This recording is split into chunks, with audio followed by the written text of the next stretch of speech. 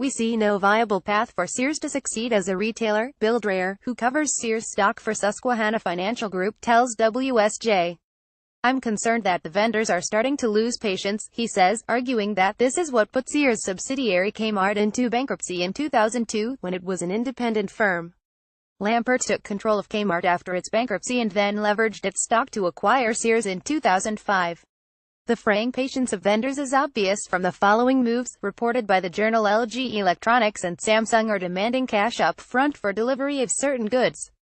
Sears was forced to sue two longtime manufacturers of its Craftsman tools, the brand, earlier this year to keep them shipping merchandise to stores, even though the Craftsman brand was sold off by Sears months prior.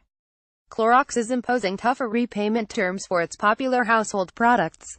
Lampert's management style is partly to blame for Sears' recent struggles, according to the article.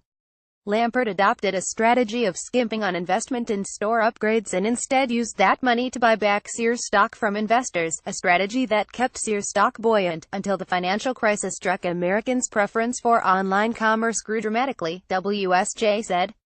According to the report, Lampert keeps his own counsel, and doesn't visit Sears headquarters more than a couple times per year.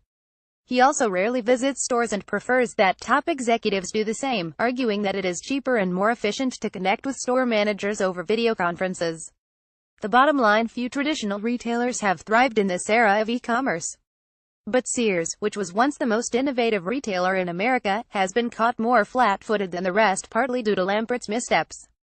Facebook's defense. Richard Allen, Facebook's vice president of public policy for Europe, the Middle East and Africa, said the conversations the team had with the Ukrainian government in 2014 and 2015 were about Facebook's handling of reports by Russians to get Ukrainian content taken down from our platform, not about fake news or attempts to spread messages. He added that the reported behavior they observed bore no resemblance to information operations they saw in connection to the 2016 election. The Ukrainian government has more recently raised the issue of fake news with us, but this was only in 2017 after the U.S. election, he said. This is highly lucrative stuff. Analysts and industry executives say new initiatives like Amazon Key and Amazon Seller Flex show the company's potential to siphon off a large chunk of the trillions of dollars spent globally on logistics and shipping.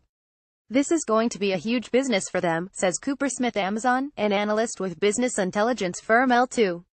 The background: Amazon's transformation into a company that generates 37% of its revenue from services has been a long time in the making. Amazon Marketplace launched in 2000 in exchange for a commission. This far-sighted service allowed outside sellers to hawk used books right besides Amazon's own listings. 17 years later, third-party sales account for at least half of the transactions on the website. Then, in 2006, came fulfillment by Amazon in exchange for handling fees. Amazon rented its storage and distribution infrastructure to outside sellers. That same year it launched Amazon Web Services. Outside businesses got access to Amazon's spare server capacity, again, in exchange for a fee.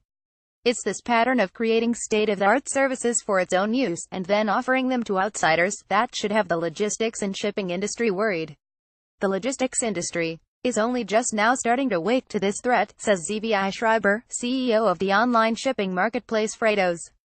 Amazon's latest offerings, Seller Flex and Key, are next in the line of this tradition. Seller Flex launched last month. It's a new courier service that ships goods from outside sellers to customers' homes. Amazon Key was announced last week using a smart lock and an indoor security camera. This program offers in-home delivery for Amazon Prime members. This is not an experiment for us. Peter Larson, Amazon's vice president of delivery technology, tells WSJ, "We think this is going to be a fundamental way that customers shop with us for years to come. It follows a familiar pattern." Cooper Smith argues that if Amazon Key catches on, it could make Amazon a necessary partner for any company wanting to deliver goods securely to households. Imaginative and potentially revolutionary experiments like this are why Amazon is the biggest threat to FedEx that FedEx has, he told Axios. FedEx declined to comment, but in the past executives have been dismissive of any threat by Amazon. UPS said Amazon is a valued customer and that it hopes to expand its relationship with the retailer. As for Amazon, a spokesperson repeats what the company has said previously, which is that changes to its logistics business are meant to supplement and not replace UPS and FedEx. Here is some of the case for skepticism. Logistics cost a lot. Some analysts say it would be impossible for even a company with Amazon's deep pockets to build out the infrastructure necessary to compete head-to-head with FedEx and UPS. Customers may be resistant. Michael Pachter, an analyst with Wedbush Securities, says that while stolen packages may be a hassle for customers, waiting for Amazon to send a replacement may be preferable to allowing strangers to enter your home. The bottom line: the key to understanding Amazon is its monomaniacal focus on giving the customer what he or she wants, even before they know they do. Amazon is not going to wait around for FedEx and UPS to experiment with changes that could improve the customer experience, whether that means new products for home entry or faster delivery options. And history shows it would be wise to take notice when Amazon starts experimenting in your backyard. A new MIT Media Lab project that generates scary stories with the help of other Twitter users is hinting at a future of human collaboration, according to a co-design report. Shelley, named after Frankenstein author Mary Shelley, tweets out the start to a new scary tale every hour, and invites other Twitter users to add on to her story. If a response is popular enough, Shelley continues the thread with the next sentence. The MIT team made Shelley by training a neural network of 140,000 horror stories from the RNO Sleep subreddit, a collection of original scary stories. Why it matters: it's no easy feat to create AI that can write fluently, and co-design notes that Shelley augments and complements human capacity, rather than replacing it. More than 70% of Americans believe technology has had a positive or somewhat positive effect on society, according to an Axios SurveyMonkey poll, and most Americans are optimistic about the impact of technology on the future. But that doesn't mean they trust tech companies. 78% thought it was a bad thing that tech companies are able to collect so much information about their users. Data SurveyMonkey poll conducted from October 23 to October 26. Poll data. Poll methodology chart. Axios visuals. Burberry shares fell by as much as 2% today after the announced departure of Christopher Bailey, the visionary designer behind the brand's iconic British swagger, the FT reports. Though he will stay on for continuity through December 2018, Bailey will leave the board as president in March.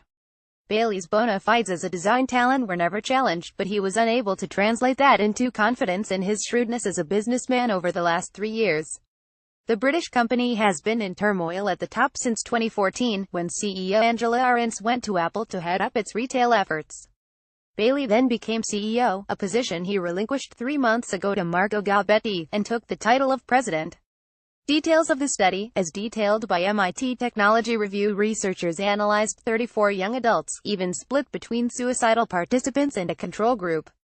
Each person was sent through a functional magnetic resonance imaging fMRI and given 3 lists of 10 words, all relating to suicide, such as death or distressed, positive effects such as kindness or innocence, or negative effects such as evil or guilty. They studied 5 specific brain locations that were determined to be the best marks to distinguish the suicidal patients from the controls. Using those locations and words, the machine identified 15 of the 17 patients with suicidal behavior and 16 of 17 control subjects. The suicidal participants were then split into 2 groups, those who had attempted suicide and those who hadn't, and the machine was trained to distinguish the differences. Driverless ride. Axios took a ride in a self-driving Chrysler Pacifica minivan without a safety driver in the front seat at Waymo's testing facility, known as Castle. Though the ride was smooth and demonstrated how the autonomous driving software can handle various turns and interactions with other cars and objects, it was along a preset route the car was programmed to follow, taking away some of the magic of autonomous driving. Although the course was predetermined, a Waymo employee in the car said that the software would react in real time should something unexpected happen along the route. Business models. Waymo has identified 4 applications for its technology: ride-hailing and ride-sharing, trucking, logistics, and working with cities for first and last-mile transportation to complement public transit. Waymo said it will work with partners to get its technology deployed, but CEO John Krafcik offered little new in the way of specifics. The company also declined to share more details about any plans to expand its Arizona ride-hailing test more broadly. The Amazon angle. Amazon's potential entry into drug distribution spurred CVS to consider acquiring Aetna, the Wall Street Journal reported. CVS previously expressed concerns about Amazon as well as confidence it still had the edge. Amazon's a respected competitor. You don't take anything lightly that they may be doing. That said, pharmacy is not a commodity business, it's a highly regulated industry, CVS CEO Larry Merlo said at a May industry conference. CVS is more than just its pharmacy stores. Its biggest business is its role as a pharmacy benefit manager, which negotiates drug prices and creates lists of covered drugs for employers and insurers. Operating pharmacies and being a pharmacy benefit manager are a lot more complicated than selling and shipping consumer goods. Acquiring another highly regulated business, like Aetna and its health insurance products, would create more distance between CVS and Amazon. The United Health angle. CVS also approached United Health about merging, the Wall Street Journal reported. It's easy to see why. United Health's integrated model, being a large health insurer, pharmacy benefit manager and provider under one roof, has served as the healthcare blueprint for larger growth and gigantic earnings. United Health's pharmacy benefit manager, OptumRx, has won many big contracts over CVS. There likely would be more antitrust issues by merging with United Health, but creating a bigger competitor is CVS' next best option. Robots that double as security guards are growing as a presence in cities across the U.S., per McClatchy, D.C. The bots, equipped with laser scanning, 360-degree video, and thermal imaging, are self-sufficient, cheaper than human beings, can work 24-hour days, and require no benefits. Yes, but letting the bots loose on the streets can be dangerous, and some manufacturers are still working out how to ensure the robots don't hurt pedestrians in their path. Meanwhile, no mechanism to hold the robots, or their human operators, accountable has been established yet. If you have a robot with no distinguishing marks, who are you going to call? A Michael Frumkin, a University of Miami Law School professor, told McClatchy. Go deeper. This story is the latest example contributing to the fear of humans losing their jobs to robots.